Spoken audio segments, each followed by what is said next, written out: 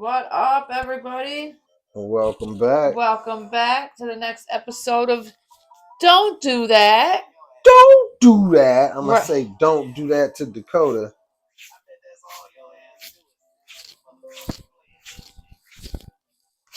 Oh, yeah, because we got a new cat. So, yeah, let's random moment.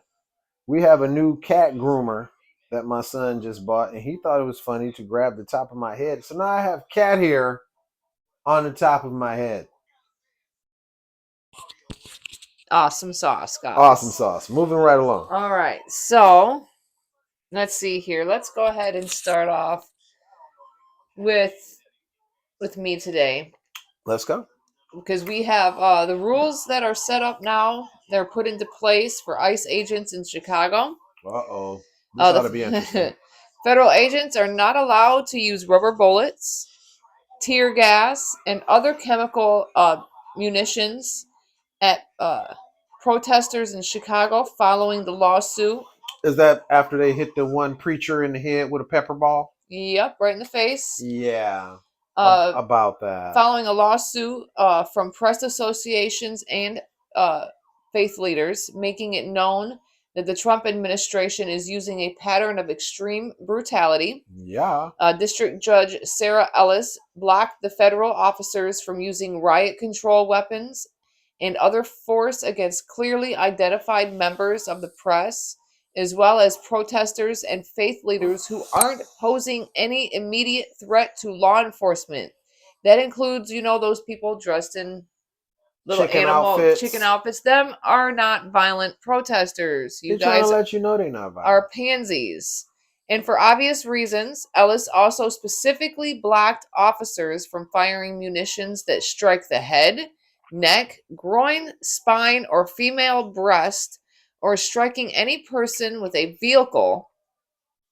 With a vehicle, you guys, really? Unfortunately, as that has to be said.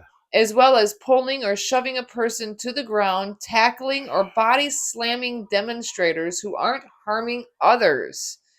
The order follows what reporters and demonstrators that federal agents indiscriminately fired on protesters, including an incident captured on video where officers defending an immigration and customs enforcement facility struck the head of a Presbyterian minister with pepper bullets that knocked him to the ground. Illinois District Judge April Perry is considering a lawsuit from state and city officials who accused the administration of relying on flimsy pretexts to send troops into Chicago, where protests erupted after federal agents repeatedly shot chemical munitions at groups that included media and legal observers, while dozens of masked armed federal agents paraded through downtown Chicago. Now, on Sunday, a Trump appointed judge argued that relatively small protests in Portland did not justify the use of federalized forces that imperil Oregon's sovereignty. Now, a 3-judge federal appeals court panel, including 2 judges appointed by Trump, appeared prepared Thursday to strike down the order, teeing up a potential Supreme Court battle over the president's authority to federalize troops. Then you have one of the taint lickers, Eric MacArthur, that told the panel Thursday, these are violent people. This is unsustainable. This is unsustainable. The president is entitled to say enough is enough and bring in the National Guard. Non-violent protesters, you guys. Not when he has These are non-violent protesters. Say it again. Non-violent. This lawsuit from the Chicago reporters, protesters, and faith leaders accuses the Trump administration of unconstitutional threats to their First Amendment rights and religious freedoms with so-called less lethal weapons causing serious injuries. While some are being randomly singled out for arrest and detained inside the ICE facility where they are detained incommunicado for hours. The lawyers for the victims states no legitimate purpose exists for this brutality or for these arrests. The officers are not physically threatened. No government property is threatened. Defendants are acting to intimidate and silence the press and civilians engaged in protected First Amendment activities. The order from Ellis states federal agents are prevented from using any riot control weapon without at least 2 separate warnings. It blocks from seizing or arresting any nonviolent protester who is not resisting a lawful crowd dispersal order unless there is specific probable cause to believe that the individual has committed a crime for which an arrest is warranted. All federal agents must also have visible identification that is affixed to their uniforms or helmets and prominently displayed, So no more masks. including when wearing riot gear, Show your face, you fucking coward. unless they are undercover. Now, Homeland Security Assistant Secretary Tricia McLaughlin, very laughable, stated, the agency has taken reasonable and constitutional measures to uphold the rule of law and protect our officers. We remind members of the media to exercise caution as they cover these violent riots, which are not violent. I'm tired of you guys. And remind journalists that covering unlawful activities, lawful protests, We're going to speak on that. in the field does come with risks. We know that. Though our danger, though, though our officers take every reasonable precaution to mitigate those dangers to those exercising protected First Amendment rights. Anyone who actively obstructs law enforcement in the performance of their sworn duties will face consequences, which could include arrest. Which I understand that, but there's a difference between arrest and brutality. They don't know where the line is, man. They don't know where the line is. That's the problem.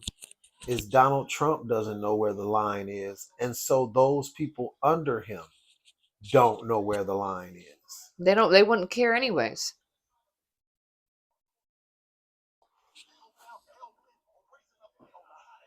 They don't care anyways. So my segment is called What's on the Front of Our Shirts. My segment is called FDT. Foxtrot Delta Tango. And these shirts are available on Amazon. Everybody go grab one because we need to all just be under his skin for the next year until the midterm election. Trump sat with Zelensky, and I noticed something that he said in one of the clips. There was a clip where he was talking to Zelensky, and they were speaking about wartime. And he made a comment where he said, so that's very interesting. During wartime, you can't have an election, huh? He said, that's very interesting.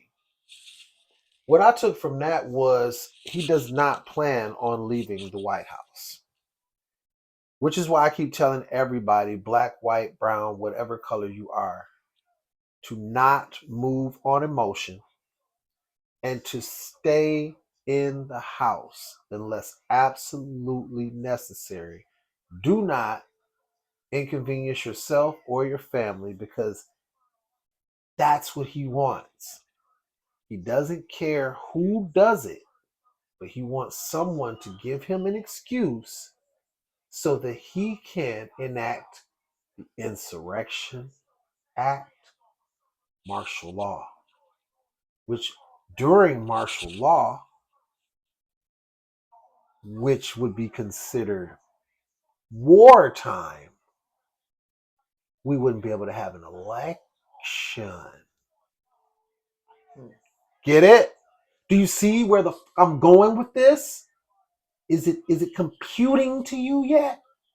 No, it's not. The second that we get too boisterous out there, the second that we do too much to where he feels like the police, I felt my life was in danger. Pew, pew, pew. That's exactly what he wants to do. He wants to pull from the white supremacist playbook, force you into a corner, and when you start swinging, oh my God, you're violent. I'm going to call in the military.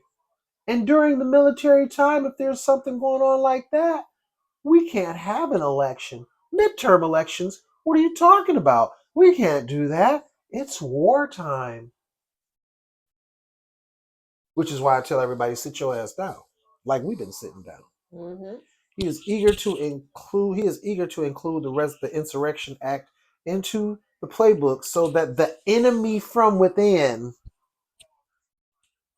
air quotes all over the place, which is his little slogan that he's been pushing on y'all over and over and over again, so that the dummies who are actually hypnotized by his bullshit will believe it.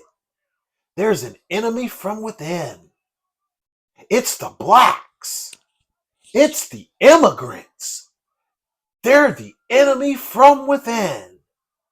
And then once he programs your little peanut mind to think that there is an actual enemy from within, then he enacts the Insurrection Act, takes over the fucking country, and goes unchallenged, sits in the president for until his fat ass falls out dead and the portobello shrivels into his balls. So I'm just saying, Well, damn. the architect of 2025, Project 2025, is now his personal advisor during this shutdown. A shutdown that he was almost gleeful in saying, let me get together my nasal Donald Trump. You know, a lot of the things that we would get rid of during a shutdown, this is really bad that they're doing this because, a lot of the things that we could get rid of would be things that they like, things that Democrats like. Like, I don't know, diversity, equity, and inclusion programs, or Civil I don't know, rights. civil rights, or I don't know, the Department of Education, or anything else in the greatest hits of Project 2025 that he's already working on. How's about that? So, he wants to get rid of things like equal employment opportunity, the right to choose for you ladies. He wants to get rid of that. Let's see what else we got here. Oh, so let's talk about Trump 2028. I kind of already covered that though. If he gets us so pissed off to where he has to sign the Insurrection Act, which he's already threatened that twice as well. Well, if he feels threatened, like these cops that shoot these black people, then what he's going to do is he's going to pull from the white supremacist handbook and he's going to throw the military in the mix so that he doesn't have to leave the Oval Office. It's a very ingenious evil plan from Cheeto Palpatine. Now, his health probably won't allow him to stay in office, but he's being led around by the real villains in all of this. Because, he's a puppet, and even though his family members and his former teachers have said he's a fucking idiot, he's dumb as shit, can't even read. And so the true architects of this nightmare that is Project 2025 and all the things that are going on, because they're just pushing his old ass around. He don't know what the fuck he's doing. They're just pushing him around. He's just a figurehead for the racist white nationalist movement. Stephen Miller, that clown, and Russ Vogt. Those are the architects. Pam Bondi, Pete Hegseth, they are pawns. They are puppets. They were hired because they're disposable meat. They don't have any credentials. They're nobodies. They're somebody that Trump can say, oh, you're not doing what I say, I'll kick your ass to the curb yet, which is why they're so loyal to him. Cash Patel, I have no idea. But this is the thing about Cash Patel. You're not white, buddy. You're not part of the group. Remember that part of X-Men when they noticed that Mystique wasn't actually Wolverine? You're not part of the group. You the wrong color, brother. They gonna turn on you instantly.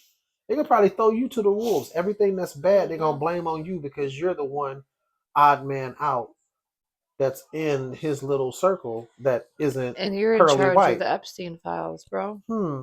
Hmm. Hmm. Hmm. Let me see. Did I have anything else to say on that? Yeah, I did. I say he's probably got something on Cash Patel because he's not white, so he's not in the club. I said because they're nobodies, malleable and easy to manipulate. They're loyalists. They're loyalists to him, not to the United States of America. Mm-hmm. So yeah, y'all are screwed. We're screwed if people don't go vote. So Exactly. I'll get back with you on my little segment after she does her segment. All right. So, who remembers? I mean, it's been a minute. It's been about that time for him to get out. But in 2011, Hmm. there was a gym teacher who repeatedly raped a 15-year-old girl. Hmm. Oh, that's Um. right up Trump's alley. You know the MAGAs love to Oh touch the yeah. Oh kids. yeah. Yeah. You think he That's a was? good You segue. think he probably got pardoned or something? No, he's dead. Oh, was it He's street dead. justice? It definitely Good was. job. He was murdered in prison by another convicted murderer. All He right. figured he wasn't going nowhere. He could do a little good while he in there, huh? In North Carolina, Green Correctional Institution, Ernest Nichols, 60, was found dead inside his cell. He was pronounced dead at 7:22 a.m. The prison was a minimum security prison with dormitory-style housing. You know, the place where we would, give pedophiles, a nice place to sleep. Hmm. All right. So, Ernest was convicted of statutory rape in 2011 and was sentenced to 15 years in prison. He was set to be released in September of 2027. Prisoner said, "No, the fuck you not." But wait, didn't Ted Cruz say we should stop going after pedophiles? Well, the convicted murderer said, "No, the fuck we're not." Oh, So he must not have got the memo from Cruz. the hero in this thing is going to be Wilbert Baldwin. He's Oh, 41 years old. Wilbert. Wilbert Oh, I Baldwin, know why you mad. 41 years old, and was previously convicted of second-degree murder in 2010 in Richmond County. Hold on, guys. You gotta let Tom out. Tom is bullying us right now. The cat. Get out of my damn room. He is like, look, y'all locked me in here. Y'all recording. I want to go. Anywho, where was I? Where was I? All right. So, he was already convicted of second-degree murder in 2010 in Richmond County. Ernest worked for Ranson Middle School in Charlotte, North Carolina, as a gym teacher for 14 years. After the allegations were made, he was suspended without pay and banned from the grounds. The teacher, who described himself as a pig, his 15-year-old victim repeatedly in watching his teen victim have consensual sex with others. He had been posing as his teenage son on Facebook and had sent the teen girl sexually explicit messages. He also made inappropriate requests, such as asking her to make up sexual stories and letting him know when she got into the shower. This man even tried to get rid of the evidence by driving down Highway 73 and threw the video recordings into the woods. Like that was going to save his ass. And it did not save his ass, quite literally, because he is dead. That man was in a low security prison for pedophilia to begin with. Why he was allowed to be in a pampered cell is beyond me. Well, see, you know what? But justice was ultimately served. I've been thinking about this. Like, okay, let's say that the Epstein files were to come out. Trump's on him. He gets impeached. Only time will tell. I'm just saying this I is know. all completely theoretical. Hopefully not. He gets impeached. He gets impeached, and then JD Vance would be the president. Damn.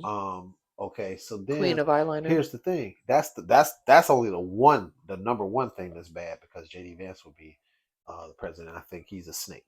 He called Trump a Nazi and everything else, Hitler, everything else, and now he's sitting right there alongside of him. So he's a snake. Man. I think he's just waiting on the old man to die so he can take over and do his own thing. But Trump is 78 years old, so even if he were found guilty, like how much jail time could he really do? I guarantee, I wouldn't care. As rich as he is, like my mom used to say, that motherfucker is rich as cream. He's rich as cream. So how much jail time would he really do? Would he even really do any actual jail time, or would they put him on house arrest? And if he was on Weinstein house arrest, is a prime example, a perfect example, has cancer of some sort, all the medical issues or whatever. He gets to spend his time in the hospital. So he's in the hospital instead of actual jail. Yeah, But see, he's at, Trump is but he's still waiting trial and everything. he's flirting with dementia, is from what I've seen. I feel he's flirting with dementia. more than just dementia. So, But I mean, we gotta look at this, man. I don't think he would actually do any jail time. He deserves to do jail time. He deserves to be punished. well, you know what? He's I feel holding this like off. since they want to live in those times, they want to live in the past. They want to live like it's back in the 1900s. Then guess what? You get a 1900 sentencing. He would never. I mean, you survive guys call it. He for. would never survive it. You guys call. Well, you're not supposed to because it's the penalty. I mean, that's what I'm saying. He would never. It's the survive it. penalty. He No, wouldn't- it's he the wouldn't- ultimate He wouldn't get a penalty. year. He wouldn't last It's a year. the ultimate penalty. You get taken out. He wouldn't last. You get taken out. He'd be done. You get taken out. Period. Yeah. Oh, I'm sure. You get as the soon as death he got in penalty. there, No, it wouldn't even be them. Nope, absolutely not. We're just gonna do it old fashioned way. Now that went out. This one right here is a hot one. Am I getting ready? Huh? Am I getting ready for this? You want me to? We gonna get into it, right? Oh yeah. You're getting ready for it. You're getting ready for it. So what we're talking about is a conversation that is had a lot, and it is really a conversation that I'm going to try and keep a calm tone when I'm addressing y'all. I'm going to try and keep a calm tone because this is a triggering conversation. I can be the mediator. A triggering conversation. Most of the time when people discuss race and we discuss slavery, if I discuss slavery with someone who is white, they will deflect and they will say, well, there was slaves everywhere. Everyone had slaves. They had slaves in here and they had slaves over there and to and fro and hither and yon. Right, okay. And the question that I pose is, were we slaves there? Or were we slaves to white men here? Here. Not over there, where they had them over there. Here. Not over there. Not over there. Not over there. Not over there. Not over there. Not over there. Not swept under the rug where it makes you feel better about it. But here. That's what we're talking about. When you say, you're not my enemy, and you say you didn't have slaves because you're 28, 30 years old, my answer to that is, I know that. I'm not an idiot. I know you wasn't around in 1865. Right. Obviously. I know you wasn't around in 1965.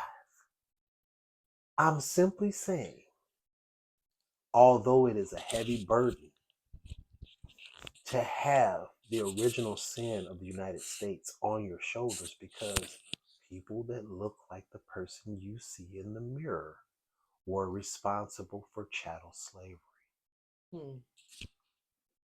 Not saying that you were, but the systems that were put in place in 1865, in 1965, this entire timeline benefit people that look like you and not people that look like me.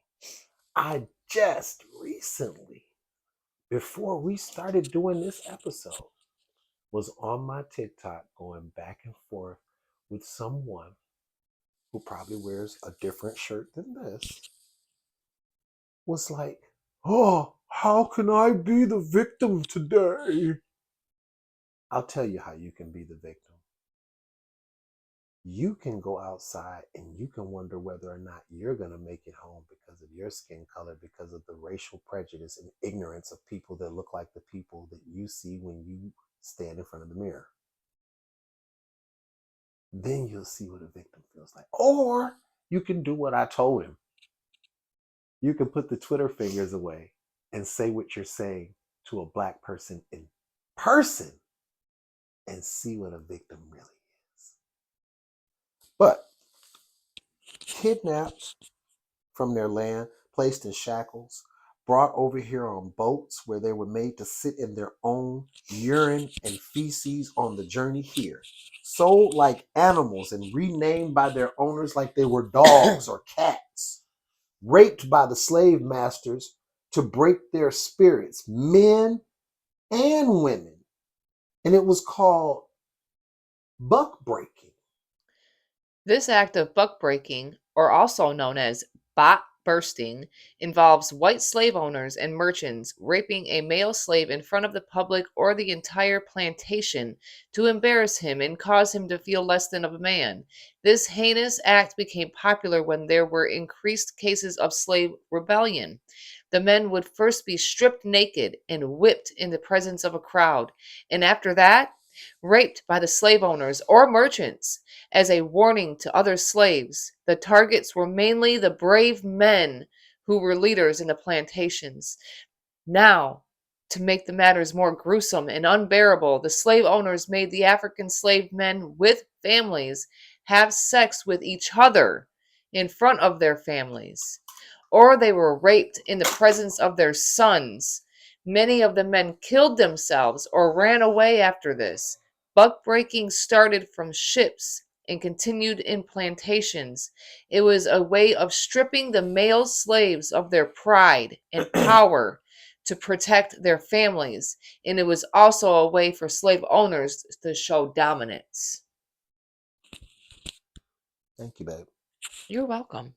And so in Roots, they chopped off Kunta Kinte's foot because he kept trying to run away. Or we can go into breeding farms too. That's even better. Oh, no, no. We'll do that another app. All right. But picnics, the word picnic was derived from pick a nigga. And what did they used to do at these picnics, I wonder? Hang black men, mutilate them after church service. Where do you think motherfucker came from too? Where did it come from? Breeding farms. Breeding farms. And what, pray tell, were the white slave masters doing to the black people on those breeding farms? Just pray tell. The breeding farms were a way of slave owners to replenish their black workforce. I wasn't going to say it. Due to the abolishment of slavery and the reduction of slaves coming from Africa, many slaves became confident and rebelled against their owners. Many of them escaped. This caused damage to slave trade, and plantation owners did not have enough human labor to meet the market demands to produce. They invented breeding farms that exploited the sexuality of African slave men. At the breeding farms, the strong and healthy enslaved African men were forced to sleep with enslaved African women to get them pregnant. The men could lay with 6 women in a day just to increase the probability of the women getting pregnant. The slave owners did not care if the women were mothers or sisters to the men, they just mated them. This was the origin of the word motherfucker. Many of the men died on the breeding farms due to sexual exhaustion. So the point I was getting to, because Sorry.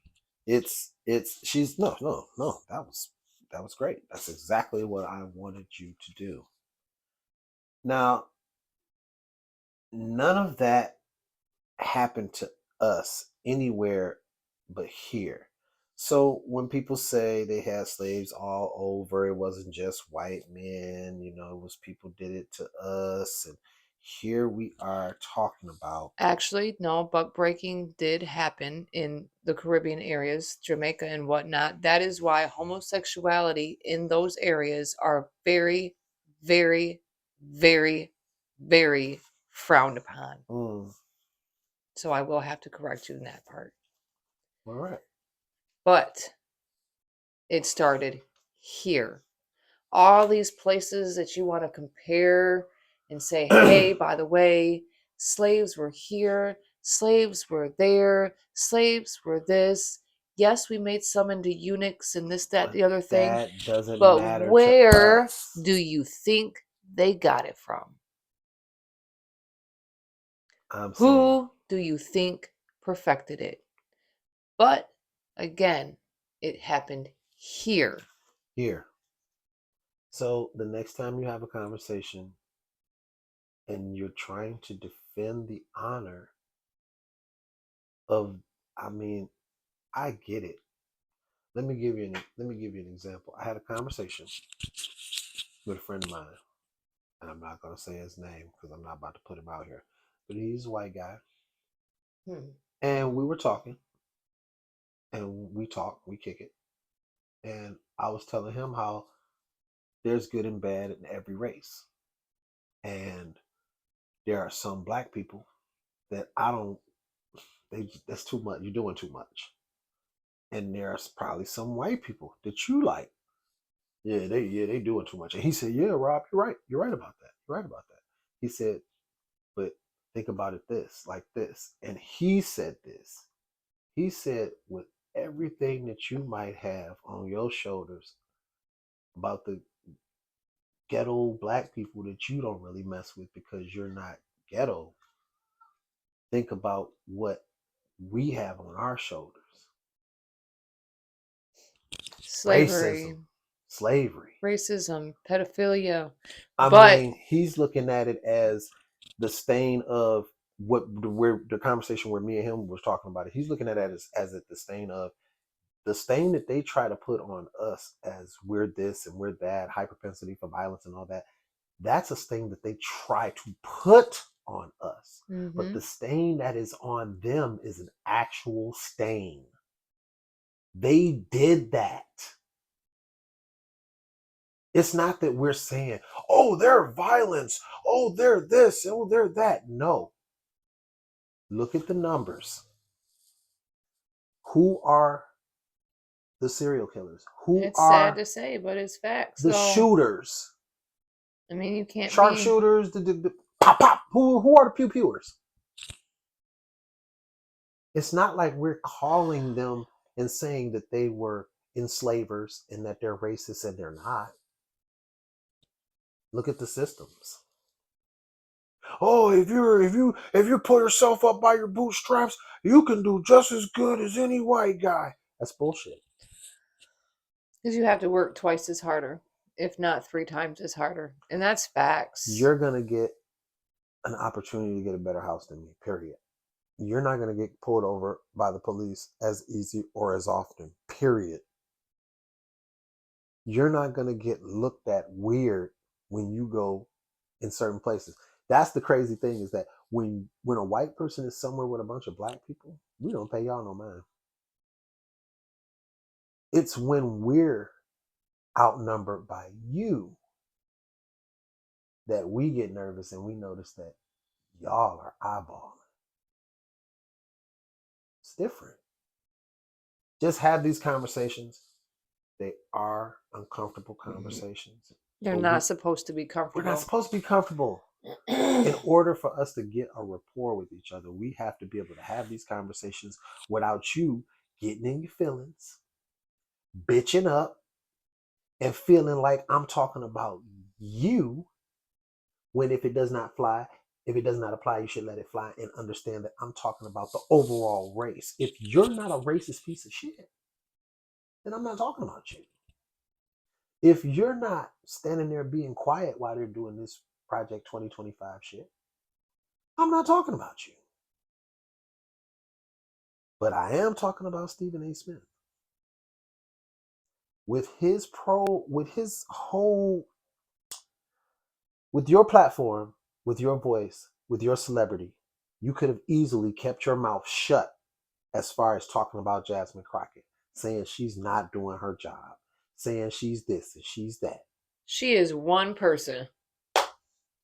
Why ain't you sitting there running your mouth about the Democrats that didn't even bother to try and impeach him?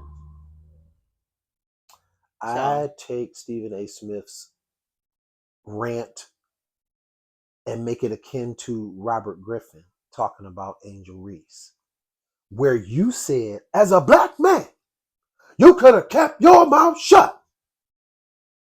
Well, if I'm talking to you, Stephen A. Smith, I'm telling you, you could have kept your mouth shut too. You didn't have to talk about that, Queen. You're making your millions. You're kissing boots and kissing ass. You're making millions. I understand. I get it. But you don't have to talk about a queen to make yourself look better. That's my best Stephen A. I'm not really a comedian. I can't really do it like that. But you get the point. You making your money. I get it. You're a Republican. I get it. We need Godfrey for that. But don't forget, they're not going to let you claim exempt when they enact Project 2025. Rich niggas is going down just like poor niggas. So get your ass on the right side and shut your mouth talking about black queens. Exactly. Hello. All right, guys. Thank you for sitting out here with us and whatnot on this Friday. I hope you guys have a safe weekend. Enjoy the weekend, and we will see you next time on Mad as Hell Monday. Don't forget to like, comment, share, subscribe, and get notified. See you later. Bye.